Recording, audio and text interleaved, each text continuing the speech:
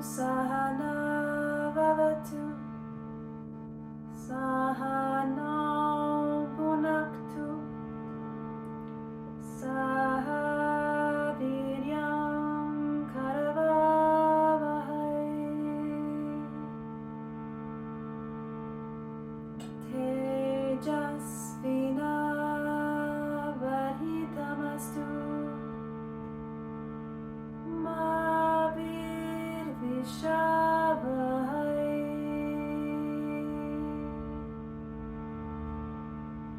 Om Shanti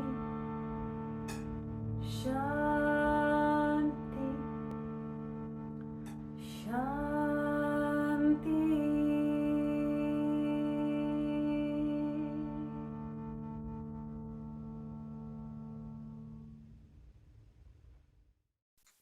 Namaste and welcome. My name is Hannah, and I'm so honored to be here with you all today to share the power of mantra. I'd like to begin with a simple land acknowledgement.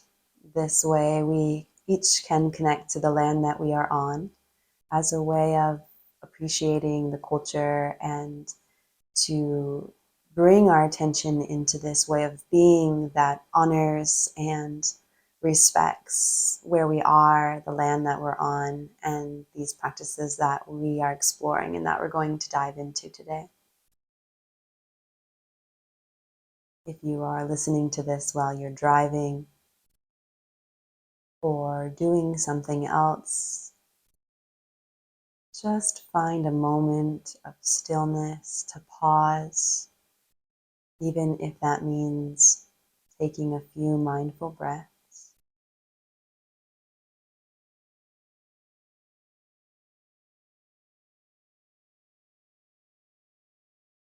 Collectively, let's breathe 3 times to unify our energy in this virtual space.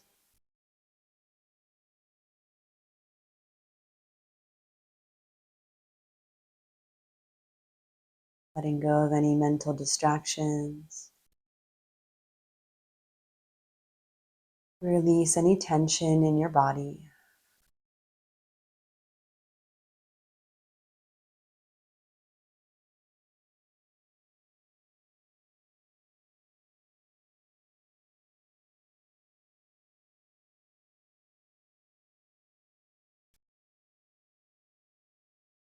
Slowly ground your awareness, your attention into your womb space, down into the pelvis. Feel the breath grow heavy as it reaches down into the pelvic bowl.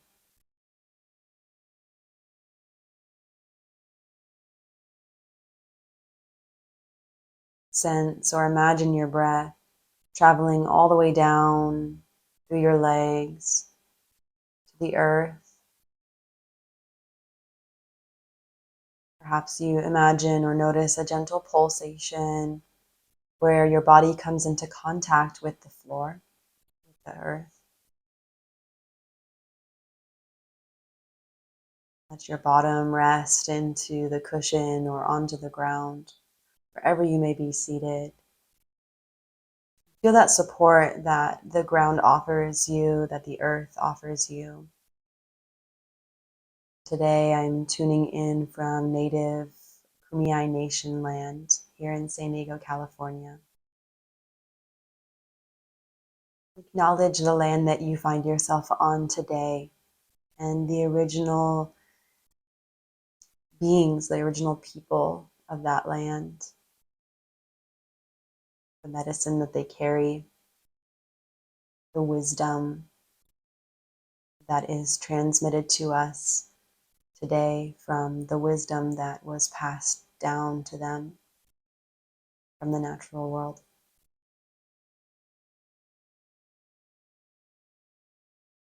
And let's take a moment to remember the importance and responsibility that we have when we are caring for such an ancient practice. and the importance of acknowledging the original carriers of the lineage that is being transmitted to us.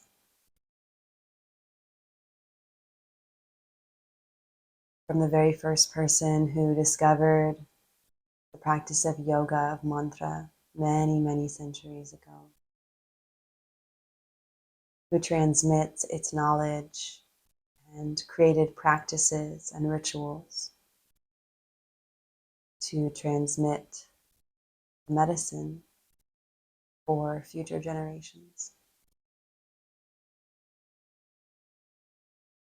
This medicine is considered an ancient practice that helps us in remembering the way of nature, the essence of life.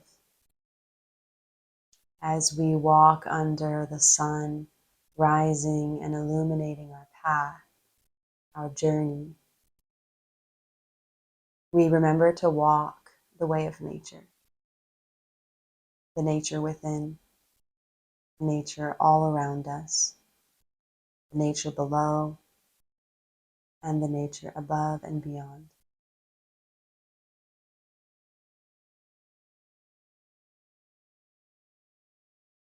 When you feel complete, gently allow for your eyes to open if you closed them.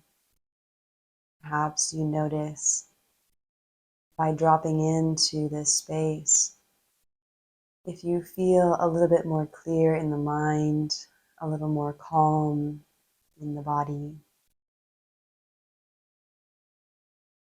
So I wanted to take a moment to introduce myself. My name is Hannah, and I am the creator of Enchanted Strands. Kelly and I have met here in San Diego many moons ago through teaching yoga. And whenever she invites me to hold space for these online offerings, I can't help but to say yes. And I feel really honored and grateful to be sharing here today the power of mantra.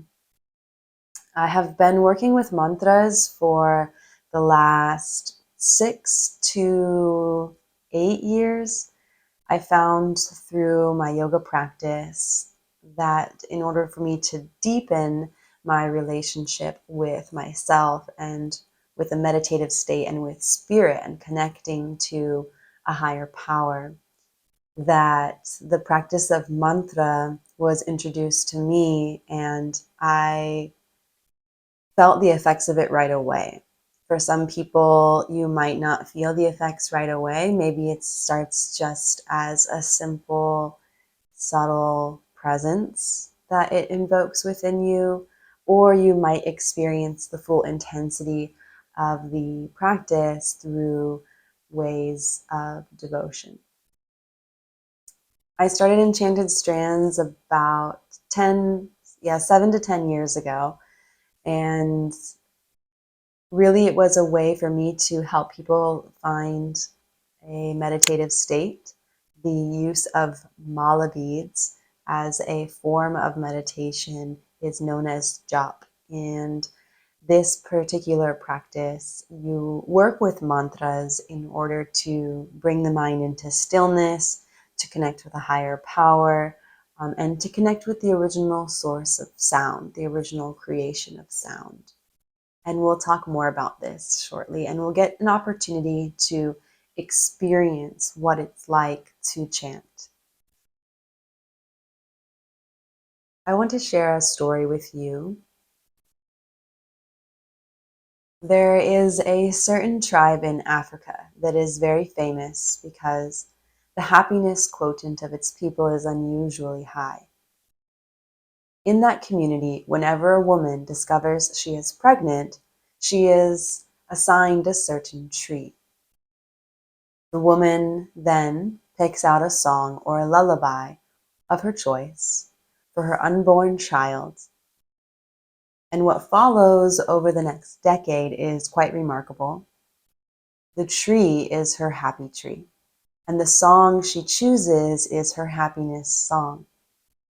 Throughout her pregnancy, she sits by the tree, and sings the song to the child growing up in her womb.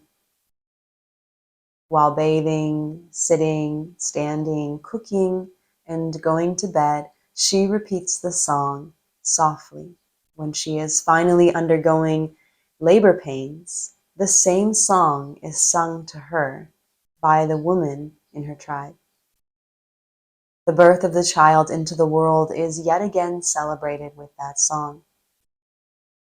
Soon the mother would be humming the same song as she nurses and puts the baby to sleep. During every festival or celebration, every joyous occasion, that song becomes the song of the child. Gradually, the child associates that song with every happy incident in her life. After all, so many happy memories from long before she was born spring from that song. And this is where things start to get interesting. Now, whenever the child, who may be a young girl, by now is depressed or facing challenges in life, she just sings her song. The sound of that song evokes positivity and strength because this is a happy song. Subconsciously, her mind swells with beautiful memories and a lot of happiness because this song was uttered during countless happy moments from the beginning of her life. The song is now inseparable from her. This is a mantra in a nutshell, says Om Swami, a great practitioner of mantra yoga, in his insightful book, The Ancient Science of Mantras. Sadhana is a dedicated practice. The basic principle of mantra sadhana is to practice the utterance of a sound with such intensity, fervor, and determination that your whole being starts to reverberate with that sound. You essentially become that sound, and it becomes your sound, your mantra. The one you not only connect with, but that transports you to another dimension of consciousness. I love this story because it shows really the nature and the power of our mind. What is a mantra to you? If you think about the things that you tell yourself over and over and over again, those words, phrases, stories, mantras become our reality. So, for example, if my phrase that I keep telling myself is, I'm not good enough, or I need to be like that teacher, or if I just had this thing or this experience or this person in my life, then I'll be happy. So I'd like to invite you today and for the remainder of this year of you to notice what those stories are that you're telling yourself. Because those subtle utterances, those subtle sounds and vibrations that we reverberate really expand outward, and they can create that exact experience of what we are saying to ourselves. A lot easier said than done, but as Tara Brach, one of these amazing Buddhist teachers, says, that imagine an imaginary line, and when we are caught in our cycle of suffering, we are living below the line. Now, there's no good or bad. Above or below is not good or bad. It just is. When we get swept up, we become very reactive. We don't take a moment to pause and establish our breath, feel our body, notice where we are, and then enact from that place. We consider that living below the line, where we're just in a reactive modality. But when we are aware, by simply being present and aware with the sensation in our body, the way we're choosing to respond about a situation, it immediately puts us what's above the line. So it doesn't necessarily matter the story that you're telling yourself. And that story is quite embedded into our subconscious. But the moment we recognize what that story is, there's the ability to then liberate ourselves from that story. It's not just going to happen overnight, right? You don't just build a bicep by doing one bicep curl, but it's something that's repetitive and it must be done over and over again. So don't be disappointed when that same story or that same habit or that same way of expressing ourself surfaces, because it's just another opportunity to awaken. It's another opportunity to come back to ourself and to create in that moment what we do want for our future self. Mantras are, in Eastern Vedic tradition, are the cryptic verses that millions of people chant every day as a ritualistic practice. They are often mysterious and enigmatic, and people generally chant these hymns without understanding their meaning, but that is really insignificant when we look at it, because the truth and the power of the mantras lie not in their meaning, but in their sound. And this is my big takeaway for you today, is the very act of chanting itself bestows the power of the sacred hymns.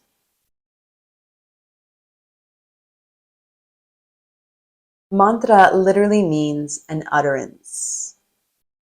It is a sound or a syllable, according to Sadhguru, one of the most renowned modern day practitioners of mantra yoga. Mantras are impulses of rhythms of the conscious. They create vibrations in spirit. Their effects influence methods and modes of working are all a great mystery, says Sadhguru.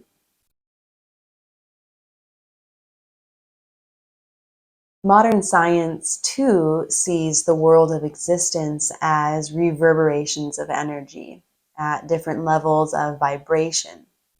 If there are vibrations, there are sounds. That would mean that the whole existence could be understood in terms of sound. And Vedic science, Vedic is as we'll look at, it comes from the Vedas, which is the oldest Indo-European text that is similar to the Christian Bible in that it has all of the major themes, practices, and stories in hymns for practicing Hindus today. Vedic science looks at the universe and human existence as a big amalgamation of various levels of sounds or mantras.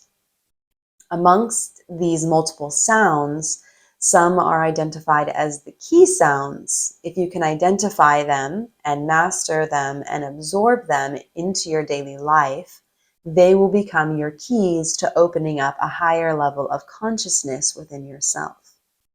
Mantras originated with the great ancient teachings of India, as I mentioned, the Vedas. The Rig Veda, one of the oldest and most central Vedic texts, contains most of the mantras, according to David Frawley, the greatest scholar of Vedic literature. There is a general recognition that the mantric or sound power of the Vedic chants in the Sanskrit language is the most sacred and mysterious power that human language has ever achieved. According to the Vedic tradition, the mantras have their origin in Lord Shiva himself. Here I have an image of what you might see as the dancing Shiva. And we'll talk more about this specific deity and how this specific energy manifests the power of mantra.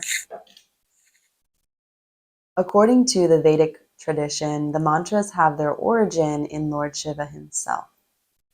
Om Swami recounts a story in his book. Out of compassion for all living beings across the universe, Holy Nath, that is Lord Shiva, merrily raised his dambru drum and began playing it as he danced to its heady rhythm. Millions of sounds spread through the sky like stars in space. Every time the string of the damaru swooshed through the air, it created a sound. Many other sounds of different frequencies were produced when the beads at the end of the string would strike the damaru heads. Shiva's moving hand and feet too created sound. His swaying matted locks, the sound of Rudraksha beads around his wrist, the slithering cobra around his neck. Every moment gave birth to a sound, and each sound was a mantra, representing the feminine, the masculine, and the neutral aspect of creation.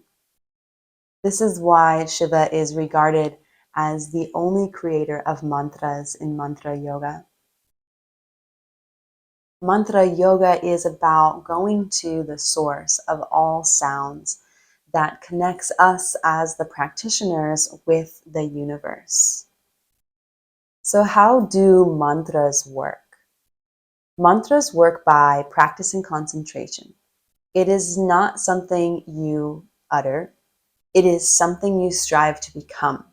If you aspire to open up the secret of existence, for example, you have to become the key yourself. Becoming the mantra means you are becoming the key to the secret knowledge of the entire universe, says Sadhguru. Before we dive into our exercise, I'll share just a little bit more with you about this power of sound. And scientists say that the rhythmic chanting of certain sounds can create a neuro-linguistic field of influence. Mantras, as we've already looked at, are energy-based sounds. And when we chant a mantra, it creates a physical vibration producing energy waves. The one who chants mantras in their proper rhythm and tune vibrates in tune with the force of the spiritual energy of the chant. Modern medical science is aware of the power that mantra has to aid hearing, and there's research out there that has shown how music and musical training can actually help the human brain. It is our common experience that some sounds, they fill us with sadness, depression, while other sounds can inject feelings of joy and peace and elation into us. And that is the same case. The sacred sound of mantras can definitely do some miracles. For years now, about 4 years, 4 or 6 years, I would say, I've been teaching 200-hour yoga teacher trainings, most recently with a school called Sacred Paths Yoga. And a lot of times I get students that ask me, what does this mantra mean? Or we'll be chanting specific medicine songs or songs in Quechua or in other indigenous languages, and people want to know what the meaning is. Now, it's really important with mantras to know that the sound is more important than the meaning. Meaning is made up in the mind, but sound connects us with form itself. Words, when repeated, carry tremendous power, as I've already hopefully introduced to you through the stories that you might tell yourself. And the power of mantra is not in their meaning, but in their repetitiveness. In almost all religions, for example, in Christianity, you repeat Our Lady prayers, or you might pray to different saints. In Buddhist traditions, we use mala beads. Words, when repeated, they carry miraculous power. There's a quote by Sadhguru that I think is really clear on how the power of mantra allows us to release the need to know the meaning. He says, if you touch the sound, you're touching creation. If you touch a word, you're just going into the psychological structure of human beings. Mantra is a key to open up the doorway of creation. In the tradition, they do not have meanings. There are different types, and the mantras that are normally known have been given meanings. For example, Om Gam Ganapataye Namaha, Om Namah Shivaya, Om Mani Padme all of these mantras that we might hear, and we can go on Google and Google search what is the meaning of Om Shrim Lakshmiye Namaha, and we are generated a translation. In the tradition, they do not have meanings. There's different types of mantras, and the mantras that are normally known that have been given meaning, because people need that meaning to involve themselves in the practice. Because there are a lot of people who cannot get involved with anything that feels meaningless. It is not because you attach a meaning to it that it exists. It exists before you. It will exist after you. It is not because you give it a meaning, it becomes useful or not useful. Meanings are made up by human minds. Sound is the essence of creation, says Sadhguru. Mantras are a lot like a safe, if you will. They are designed for you to master the combination, master the lock, and then it will open. And mantras are very similar. So knowing this, that you don't have to understand the meaning, that you simply must repeat the sound over and over, hopefully this will allow you to choose a specific mantra that resonates with you and be able to recite it over and over and over again, something quite ritualistic and repetitive for the manifestations of that sound to come forth. When we chant this mantra that we're going to chant now as the exercise for this discussion, try to focus on having a tall and comfortable position. If you're seated, you might once again readjust your bottom, feeling that support of the earth. Notice the tall length of your spine and bring breath and pranic energy into your body. Perhaps you have your eyes closed, or if they're open, you might gaze to an object of focus with a soft gaze.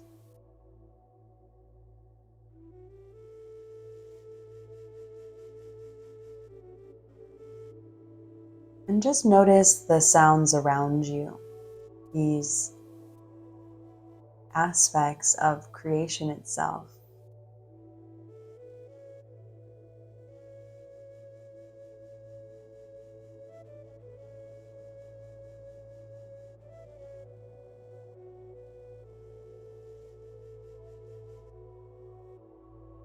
Notice if your mind starts to label the sounds, airplane, car, laughing child,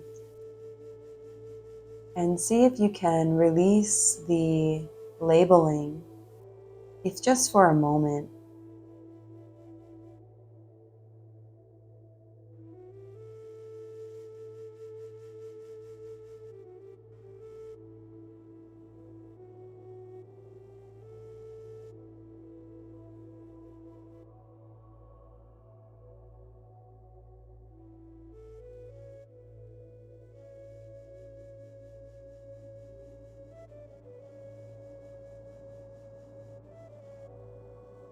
As you listen to the sounds, you are connecting to creation itself.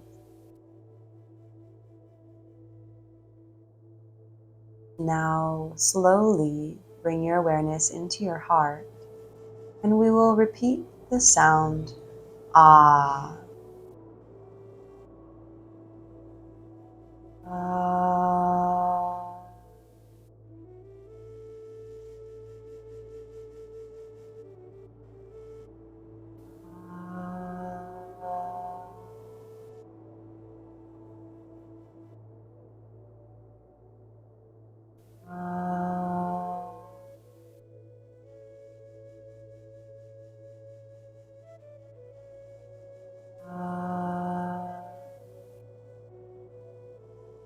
Keep going. Release any tension in your shoulders, your throat, your eyes. Let the sound fall out of your mouth. Don't worry about what it sounds like.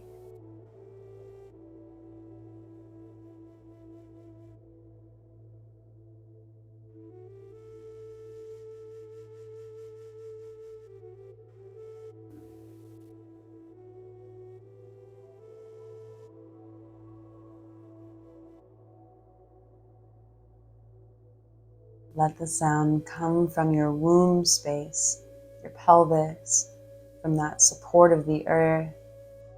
Carry the vibration through your whole spine. Ah.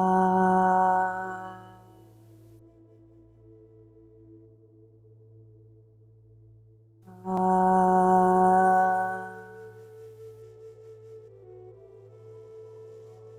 Last 3. Ah.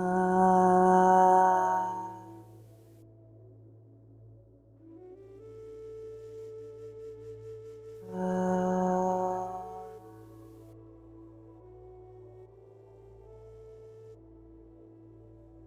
Ah. Take a deep breath in. Hold the breath. Continue to hold the breath and lift the pelvic floor. Draw your belly button back and up.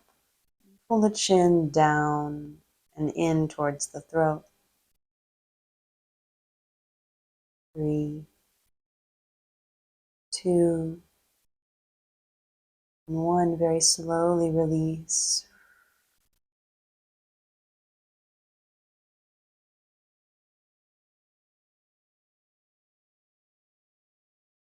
Pause and notice the energy in your body.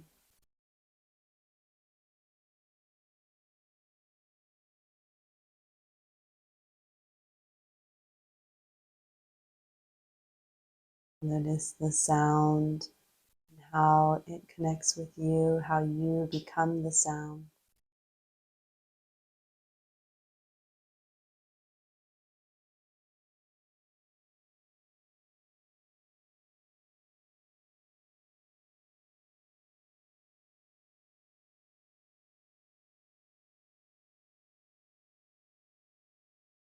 And when you feel complete, you can gently let your eyes return to opening.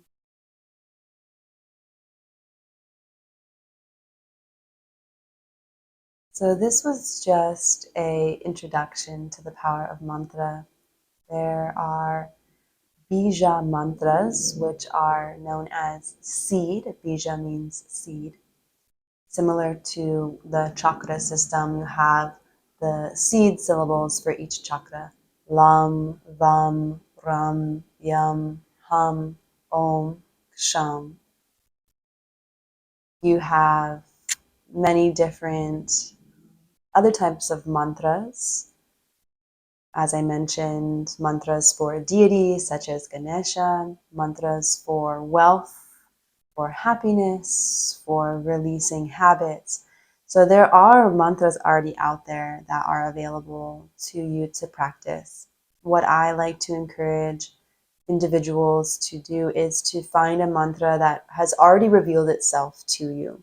Traditionally, in the lineage of mantra yoga, you would actually find your birth chart. What is the main element that governs your blueprint or your constitution? as we call it in Ayurveda. And when you find that element, whether it's earth, water, fire, air, or ether, you would then chant the specific mantra to bring you into balance with that element, that which you are. That's one of the original ways that mantra yoga was shared or created.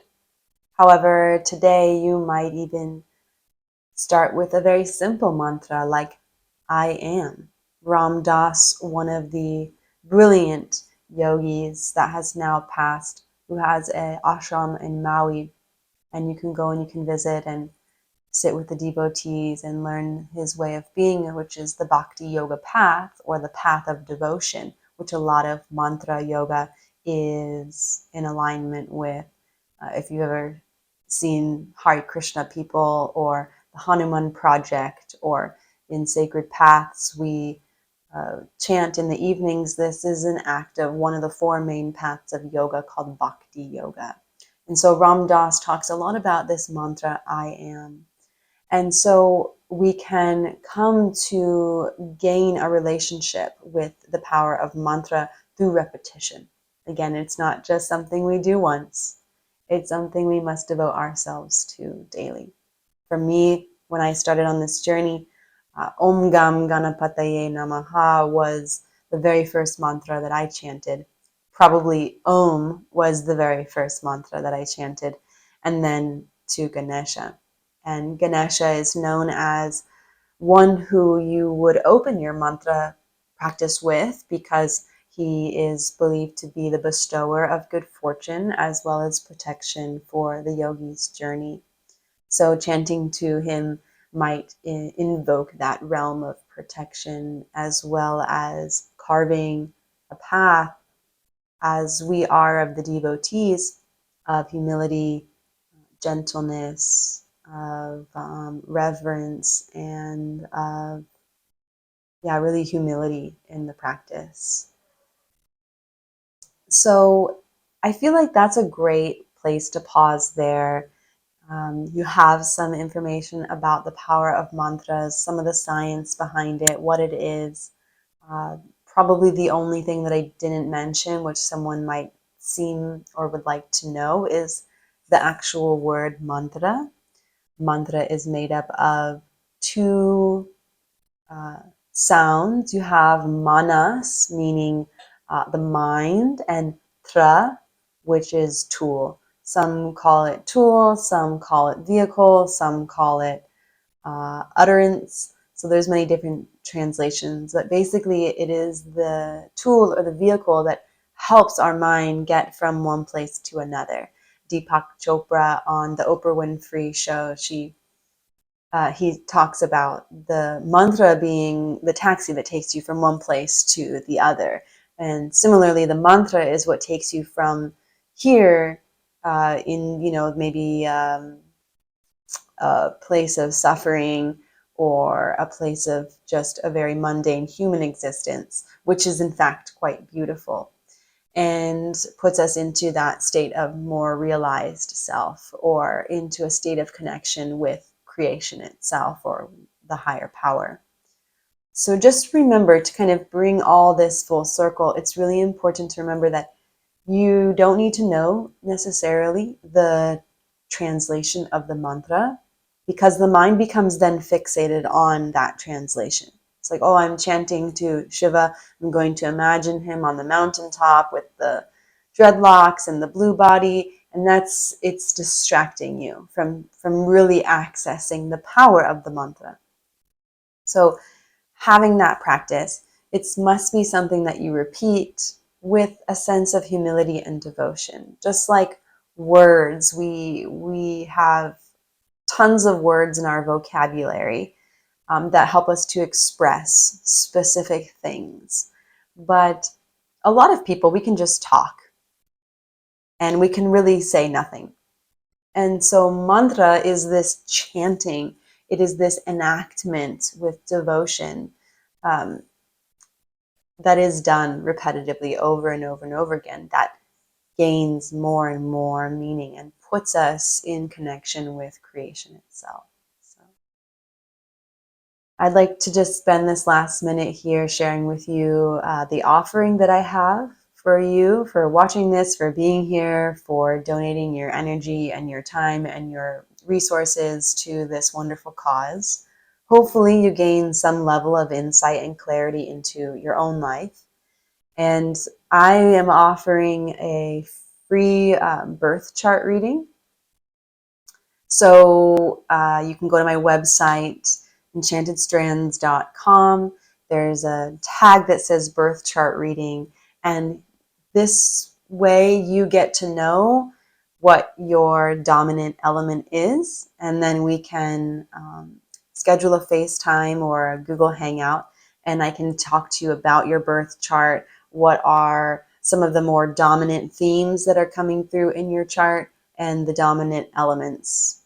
Then we can come up with a mantra to align you with that specific energy. And the mantra is something that only you know. You don't repeat it to anyone. It's just for you and for your own practice. And then if you choose to, we can build a custom mala based on your birth chart using the gemstones that are going to balance the planets. And so that is Vedic gemology. And so that is kind of the method that I like to use for building your custom mala beads. I could talk a whole other hour about mala beads, but if you want to learn more, please feel free to reach out to me, and I would be more than honored and grateful to go over your birth chart and design a custom mala for you for your mantra meditation practice. So, thank you so much. I feel like 45 minutes is such a short time for me to share the things that I'm most passionate about in all of this. But I hope that, again, you've gained some level of insight and clarity into this practice and that you continue to enjoy these offerings that Kelly has so wonderfully made available to us. So thank you. Let's all close with 3 deep breaths together.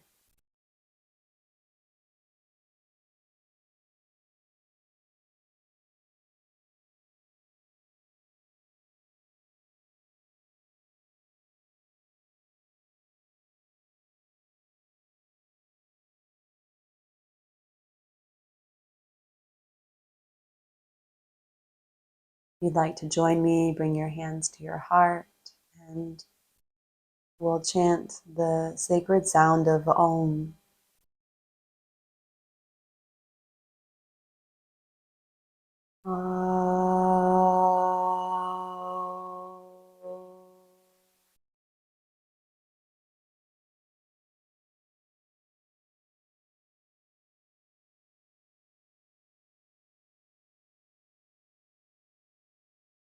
Thank you. Many blessings on your journey until we meet again.